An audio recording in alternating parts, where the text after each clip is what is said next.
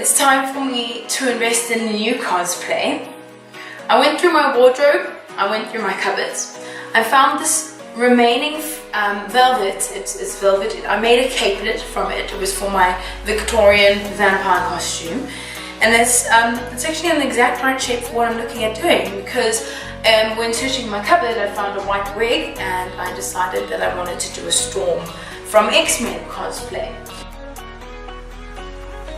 So all that I'll need to do is pop a hem in, and then on the ends, what I think I'll do is just round this off a little bit. And then I bought this gold stretchy fabric. It's freaking amazing. I'm gonna just hem that on the bottom. The top I'll leave empty, and then these parts will attach to the back. One will attach to the back and then one will attach to my wrists. I've layered the two pieces of fabric.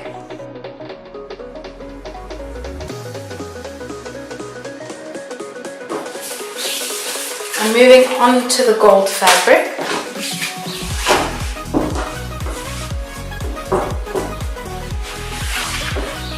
Which I'm going to fold before I cut it. They have these amazing machines that cut things accurately for you. I unfortunately don't have one of those. I only have myself and I'm rather inaccurate.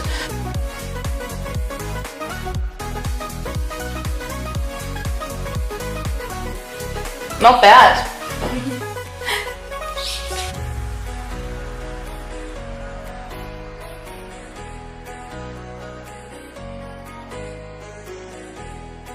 I've pinned it, and I did it to where this started, but I see it actually looks kind of crappy. So I'm gonna actually just undo everything and start all over again, but from the top. So I'm just gonna have to measure this on my body and then cut and then pin again. I'm gonna cut out one more ream of this, and then that'll kind of join at the ends.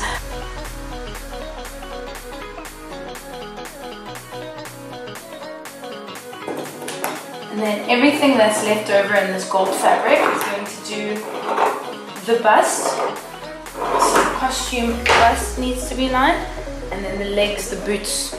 So that's going to be saved for that. So here's our extra piece.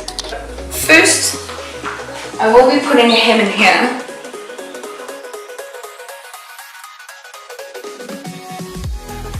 So this side is going to pin to the back of the corset or the dress. So actually we can probably start it from around there, and then that'll pin to the costume. That, and then this will all be hemmed, so it'll look prettier. And then I have these gold bracelets that I was thinking I could do a sort of connection to.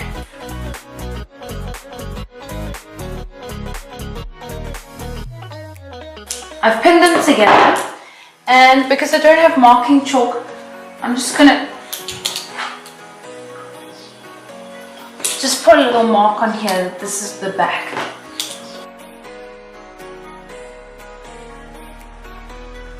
At this point I realized that I'd pinned two of the same side together, so when I cut it out I had two pieces that were for one side. So I needed to edit and flip it around so that I could get one for either side. I've pinned the back. It'll probably sit a bit higher than that. This is all just kind of temporary. And then I have my arms, my draping.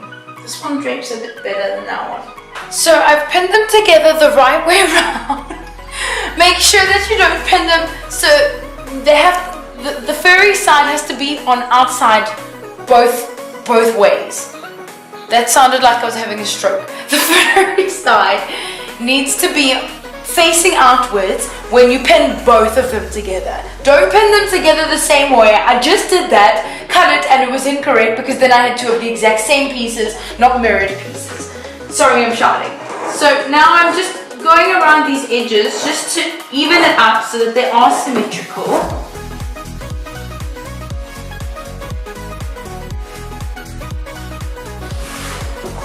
Okay, let's get back to the pinning.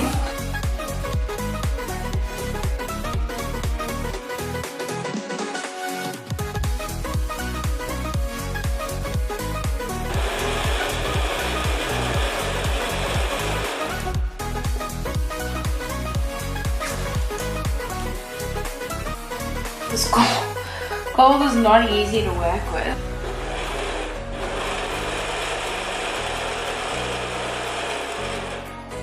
So I'm just making sure that the fabric is all taut.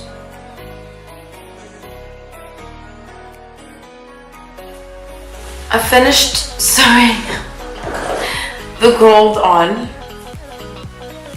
We're not going to do a close look at those stitches because they're horrific. The next step is doing him in the black velvet. So I've changed my cotton and I've just started pinning. When you are doing the gold, if there's a piece of advice I can give, it's to pin it even though because the fabric stretches, the gold stretches.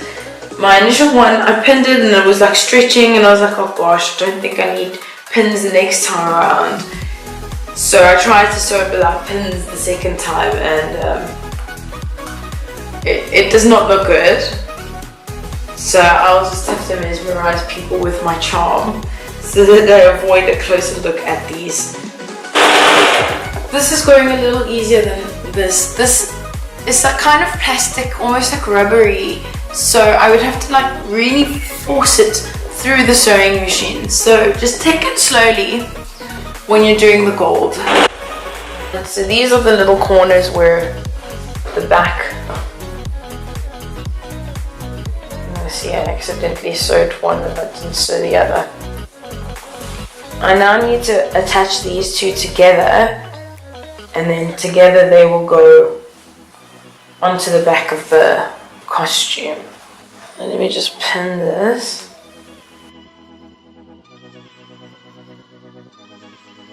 In order to get the cape part to attach to my body, Storm has kind of like wristbands. So I have some excess gold, which is ideal. And what I'm going to do is measure for my wrist. And this fabric does have a bit of stretch to it, so my hand will be able to pull in and out. So we'll call it about there. 24 centimeters. So we'll do two that are 24, and then the drape of this fabric is quite low because remember I used my fabric to cut up the cape at first. So I would recommend that you have more fabric. So the way mine is, I'm going to have to do a second kind of bracelet round about here. Probably around 30 centimeters. So I'm going to cut those two out.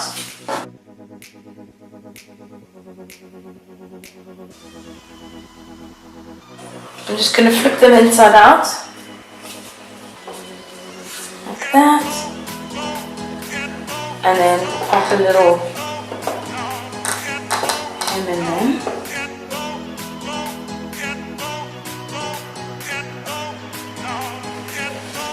Flip it inside out. I have my full bracelets sewn. These need to now become attached to the cape.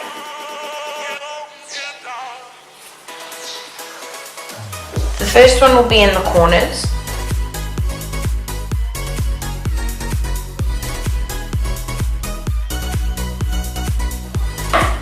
I'm going to measure for the bigger one is, so I'll take the full length of one side, fold it in half, and then at the middle is where this will need to join.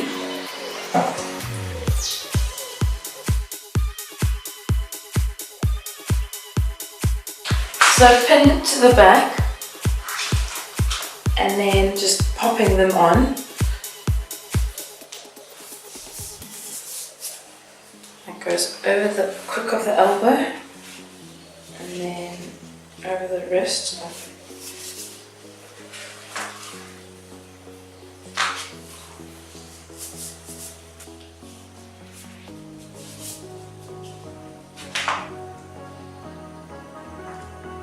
I'm doing the last bit of sewing, which is the bracelets into the cape.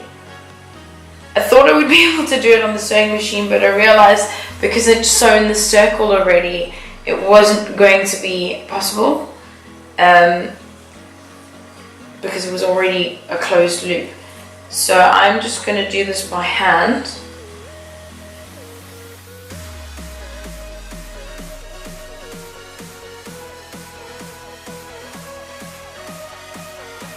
I've sort of put together a temporary storm wardrobe. I will create the entire outfit, but I was keen to see how this looks, and I'm very, very happy.